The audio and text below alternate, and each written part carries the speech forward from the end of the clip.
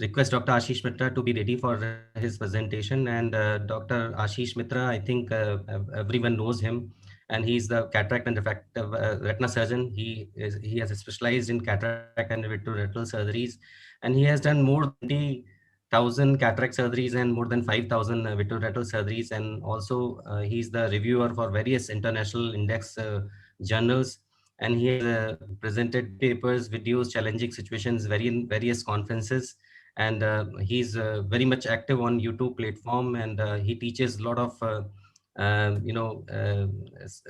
tips. He shares tips for cataract surgeries and retinal surgeries to budding ophthalmologists, and he's very popular especially in India and other part of the globe also. And he has trained more than 100 ophthalmologists, India and abroad. And his YouTube channel, he taught more than 10,000 doctors about details of various aspects of cataract surgery and vitreoretinal surgery. And he's the founder and admin for two academic groups on Facebook to promote teaching.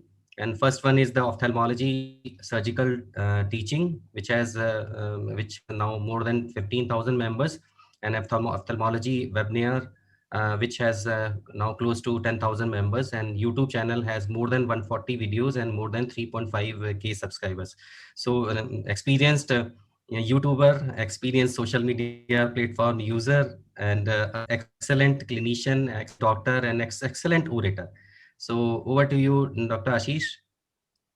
Yeah, thank you, Dr. Sudhir, for giving me this opportunity, and thank you, scientific committee, for accepting this presentation. But this would have been more interesting if we could have attendees also to attend our seminar. Maybe they'll watch the recording later on. So I'll share my screen to start my video on the technical support related to ophthalmic cinematography.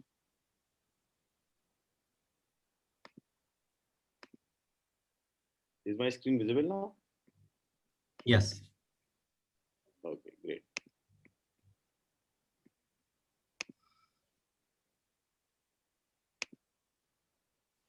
So I'll be talking on ophthalmic cinematography technical support. So what all things are required to have a good video, and what all things, what support staff also you require, and how you should proceed with this video recording.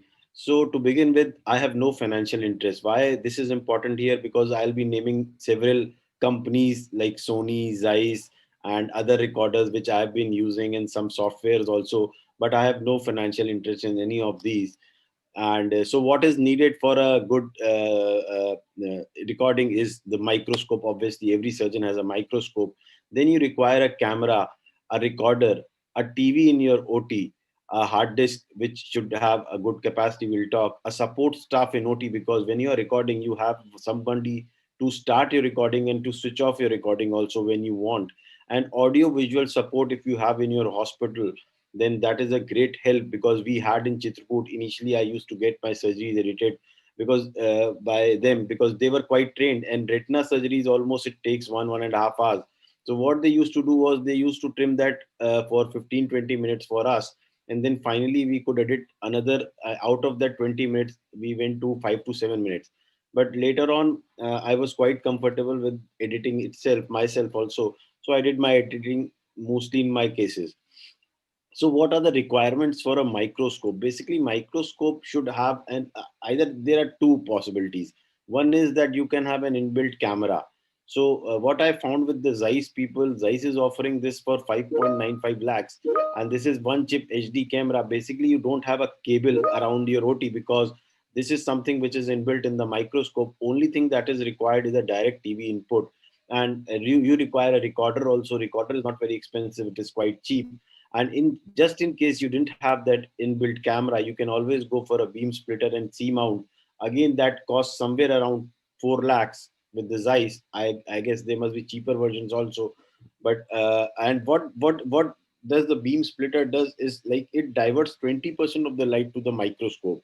And C mount is basically an attachment to fix that camera to the microscope.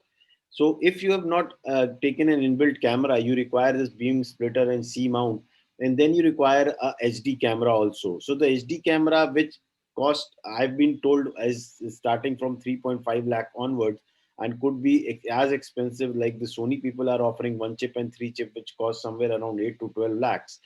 So, but I'm sure that what camera I was working on, what I found in Chitrakoot when I was there, that these both attachments, recorder and camera, did cost around 1.25 to 1.5 lakhs only. And the recording was awesome. I would be showing one of my few recordings, which what I meant by good recording, because it is not that you have to go only for the expensive versions. Even the cheap versions, they do the job pretty well, because we had microscope and camera and recorder in every OT of Chitrakoot. We had 26 modular eye theaters there. Yes, what you require is a good light. Retro illumination, my personal choice was, I didn't prefer retro illumination, because what I found was the Zeiss, I was operating on Zeiss FR1, and in whenever I switched to Lumira Advanced, we had Lumira Advanced also. The recording qualities for anterior segment surgeries I always found went down. I don't know why.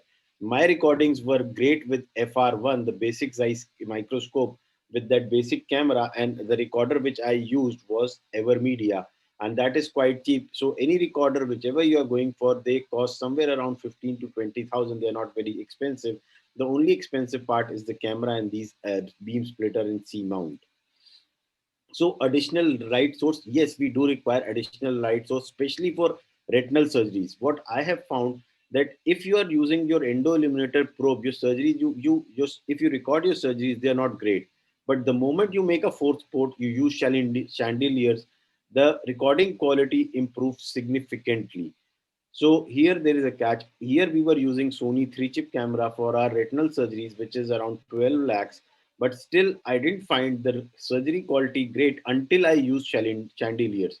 So in cases where I was sure that I have to record this surgery, where I have to show something, I always use chandeliers in my surgery for recording retina.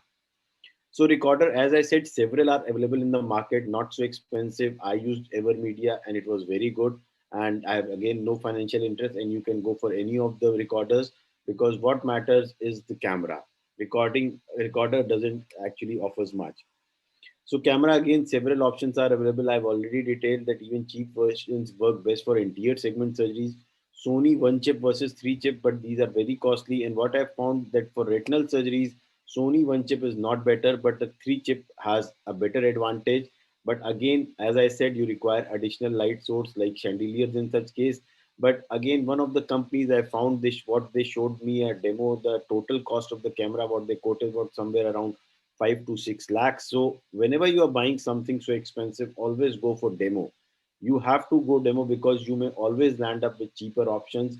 And for cataract surgery, if you can just find out, I'm sure that there are cheaper options available in the market to record your surgeries in a very good way.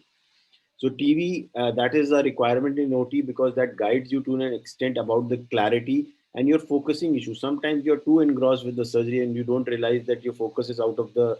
I mean, you're not recording something which you wanted to record, and it does give a good fair idea about the clarity also, because what you see in TV, finally the clarity is something like that. And as rightly said, that you have to convert your format of the surgery also at times, so that also affects clarity to an extent. But initially you can have some audiovisual person who will guide you for that, and obviously this will improve. Hard disk depends upon the volumes you do, and do label in your archive what you wanted to present in your video. Because what happens with me, I used to do around 10 to 15 or maybe 20 25 facos in a day, and I used to think that I will show this in my video today, I will show this in that video. But if I don't label that thing what I wanted to show in this video, after 2 days every video was the same. And used to forget what was the thing that I wanted to show to the viewers or to the learners in this video. So always at the end of the day, take some time out and do label in your archive what you wanted to show in that video. Again, audiovisual support is a software. Dr. Sudhir sir will be detailing more about the software. Just one word about it, you have to play with the software. Once you start playing with the software, you will learn editing. It's not a rocket science, and it will take just 5 7 days and you'll learn. Sound recording is something, if you are working with other softwares like Coral Video and Filmora, then you require what I have realized, that you require a soundproof room for that. so that there are no sounds of the fan or AC or any disturbance. But I am working now mostly on iMovie, and I've that's a inbuilt software by Apple, and I've realized that the sound quality, the sound recording is awesome. Only one tip, as Dr. Smriti rightly mentioned, whenever you're using music, don't use a copyright song.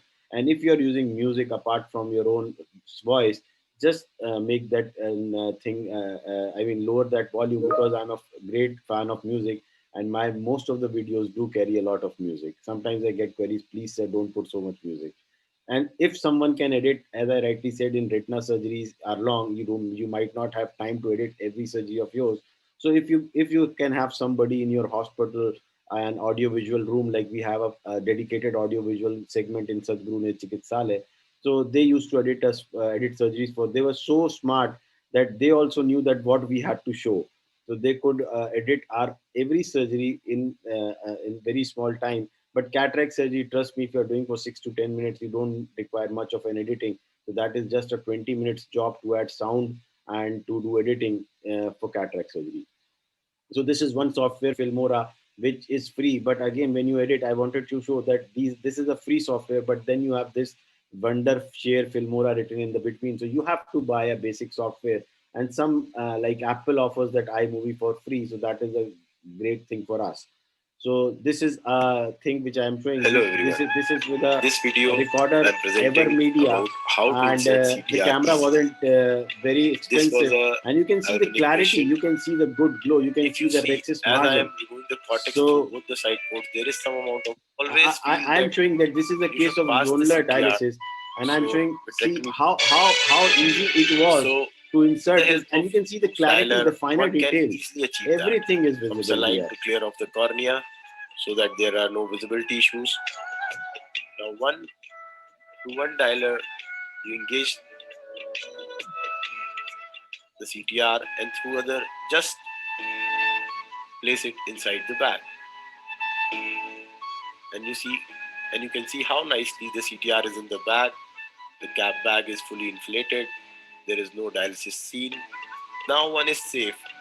So cortical. So in this video, I wanted to show, like, see, even the cheaper versions can have such great quality. You don't have to go for the expensive one. And this is a retina surgery. This is a giant retinal tear. The retina was all crumpled up. And this is a video which I am doing in Sony 3-chip camera, and I'm using a chandelier also. Hello friends, today I'm presenting a this retina. It appears to be quite stiff, and now one has to see whether it's the pre-retinal membranes that are there which are causing the contraction of retina, this stiffening of retina. So after doing a bit of core vitrectomy and some peripheral vitrectomy without indentation, I tried to inspect this retina again of stiffening present and thrown into folds. Now, the question in my mind was whether it's the pre-retinal membrane. Now what? How I have to proceed further? Then there was something that came in my mind. I thought that there could be some subretinal fibrosis also, which could cause contraction of retina.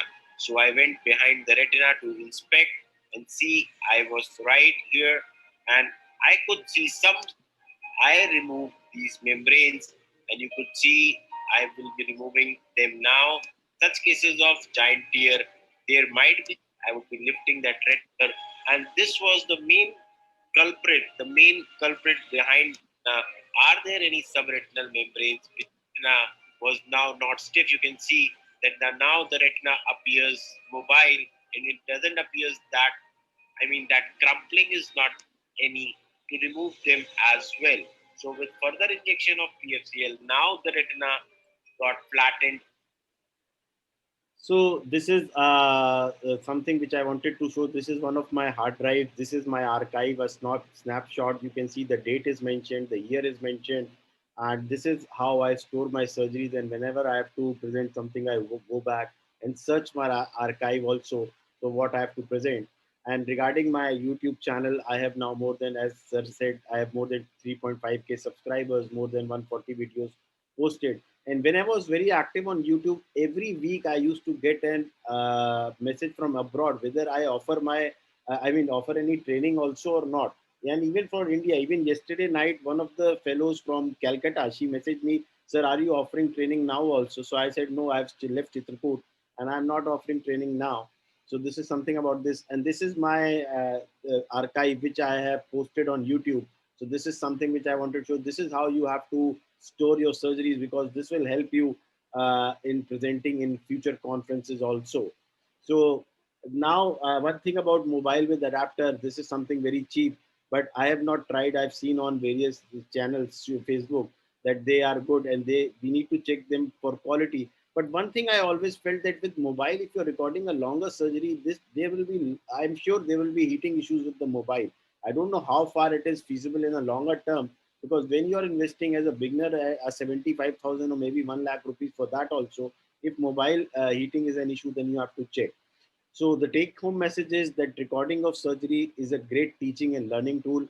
Cheaper and good options are available. Take demo whenever you are buying something, because things are very expensive and you have to be careful.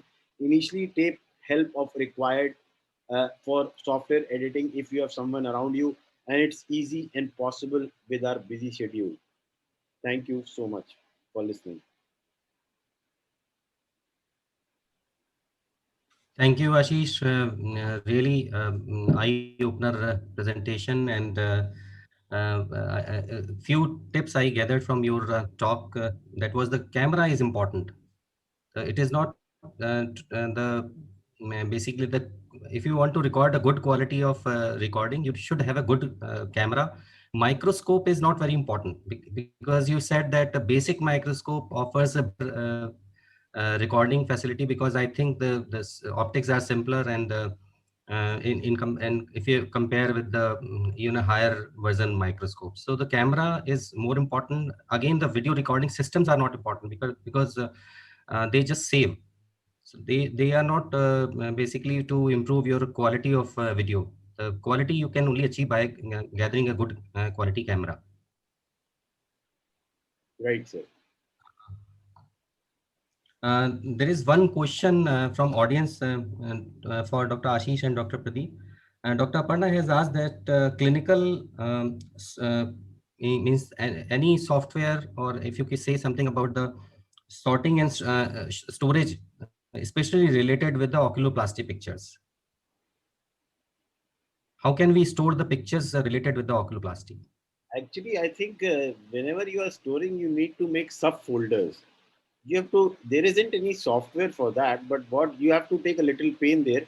Whenever you're capturing a photo, and you have a folder, make subfolders, because then it is easy for you to find which photos you want to locate later on. So I think there is, to my knowledge, there is no software, but then you have to go for subfolders, make, and whatever you have in mind, what you want to show, what you later whenever you are presenting something, or whenever you want to go for academic teaching or something, you have to make subfolders, because whenever you go back and try to find your things, it will be a lot easier to search for those photos or videos. Yes, Dr. Pradeep. Yeah, we should have a good space in our computers, and because these new cameras are like high definition pictures, videos, they occupy a lot of space. So we should have good space in our PC and hard disk, and we should store with folders, as Ashish said. And whenever we are recording, that we should have a good capture system, and it should be stored in the PC itself. We should have that kind of system. Yes, It so is. I think the message to Dr. Aparna, that the everyday record, everyday collection of your data and labeling of your data is more important than the because there is no such kind of sorting or storage software. But if you end of the day, if you label your pictures, then you can basically go back after some time, and you can get from your archives. Otherwise, all pictures and videos will be lost. So let me start.